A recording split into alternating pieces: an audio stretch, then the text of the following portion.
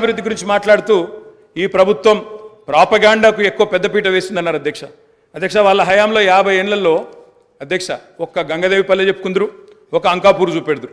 అది కూడా పాపం మా గ్రామస్తులు చేసుకున్నారు, వీళ్ళు చేసింది ఏం లేదు.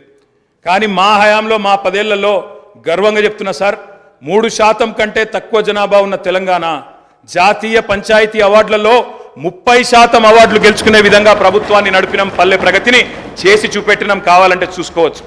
ఏ పల్లెకు పోయినా ట్రాక్టర్లు, ట్యాంకర్లు, ఏ పల్లెకు పోయినా ట్రాలీలు, ఏ పల్లెకు పోయినా డంపింగ్ యార్డులు, ఏ పల్లెకు పోయినా ఇంటి ముంగటయ్యాల నీళ్లు, బ్రహ్మాండంగా చెట్లు. ఇవి వాస్తవాలు కాదా అధ్యక్ష? ఇవాళ మీరు ఎంజాయ్ చేయండి, పర్వాలేదు. 10 ఏళ్ల తర్వాత ఎంజాయ్ చేయండి. సర్పంచులకు ఇది ఇస్తాం, మాజీలకు అది ఇస్తాం, బస్సు ఫ్రీ, బంగారం ఫ్రీ, బండి ఫ్రీ అని చెప్పి ఓట్ల కోసం చాలా చెప్పారు అధ్యక్ష. సంతోషం, చేయండి, మేము వద్దంటలేదు. నిర్మాణాత్మకమైన సూచనలు చేయమన్నారు, తప్పకుండా చేయండి. మీ మేనిఫెస్టోలోని ప్రతి హామీని నిలబెట్టుకోండి. We welcome it, we will support you. తప్పకుండా సపోర్ట్ చేస్తాం అధ్యక్ష. గత 10 ఏళ్లలో